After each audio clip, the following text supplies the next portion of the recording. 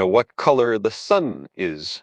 You have known since before you could read. Someone placed a yellow crayon in your hand and said, "Draw the sun." And you did, without hesitation, without question, a yellow circle, rays shooting outward. Every child on earth draws the same thing.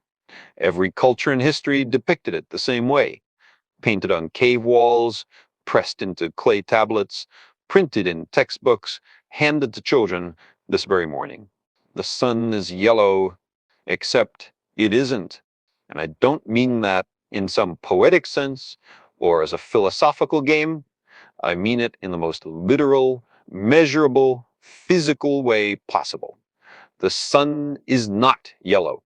It has never been yellow, not for a single second of its 5 billion-year existence. And the fact that every human being who has ever lived looked up and saw yellow tells us something far more unsettling than a simple mistake about color.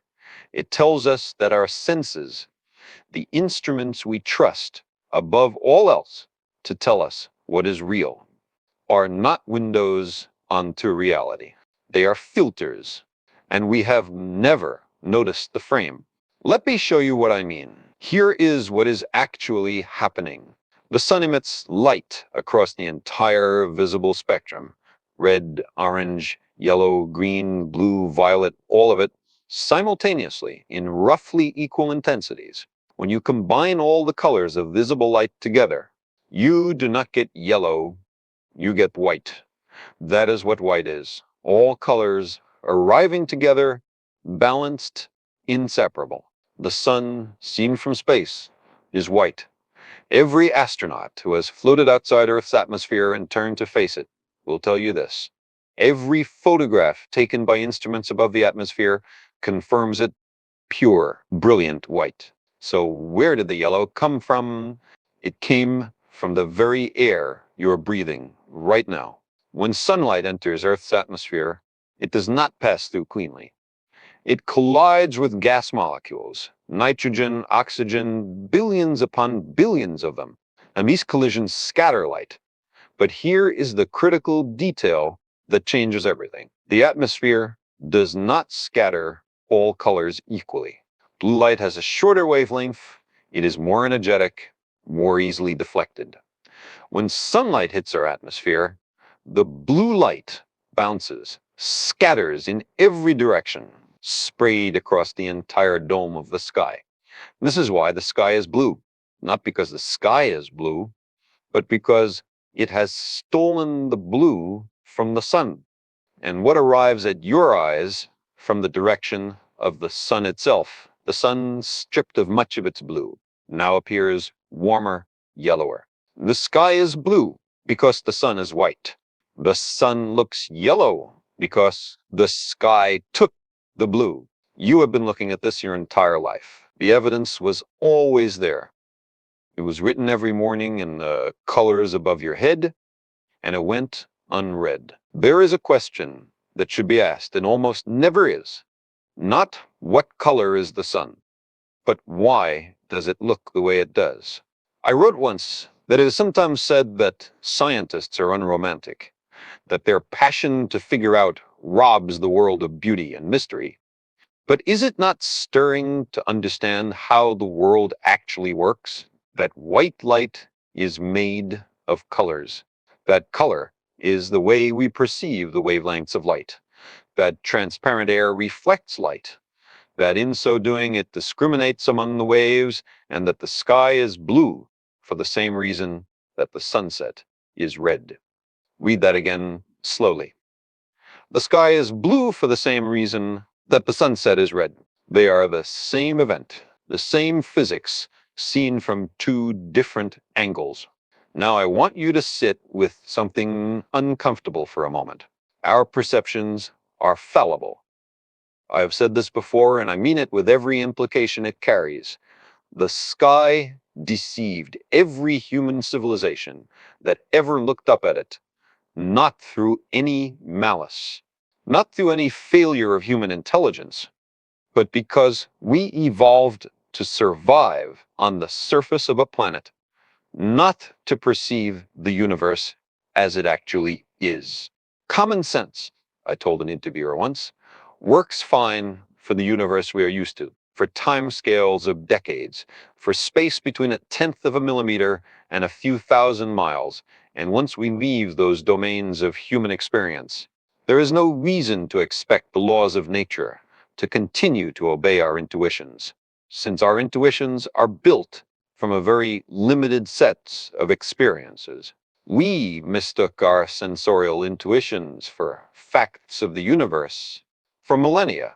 We believed the earth was flat because it feels flat beneath our feet. We believed the sun moved across the sky because from where we stood, it appeared to.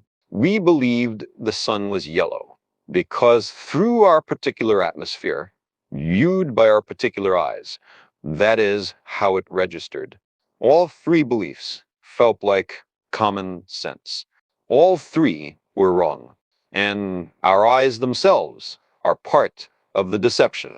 The human eye contains three types of color receptors, sensitive to red, green, and blue wavelengths. Three channels, that is, the complete extent of our color perception.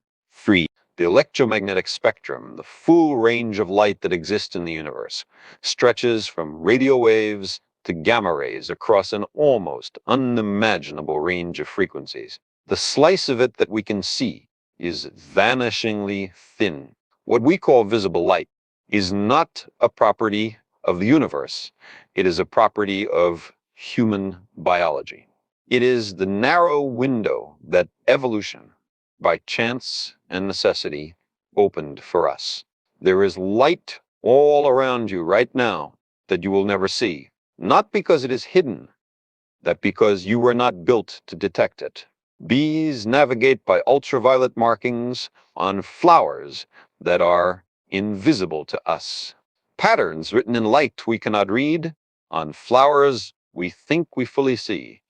Pit vipers hunt in total darkness by sensing infrared heat. The mantis shrimp, a small creature living in shallow ocean. Reefs possesses 16 types of color receptors compared to our three. They are not seeing a more colorful version of our world. They are living in a fundamentally different reality. Same physics, different experience. When I think about this, really think about it, I feel something I can only call vertigo, the comfortable assumption that the world looks the way it looks, that colors are facts rather than interpretations, that our perception is a faithful report from reality. It simply collapses. We are receivers tuned to one narrow frequency, confidently reporting on a broadcast we can barely detect. And yet, here is what I find not terrifying but magnificent about all of this. Our ancestors worshiped the sun, and they were not so foolish. It makes sense to revere the sun and the stars, for we are their children.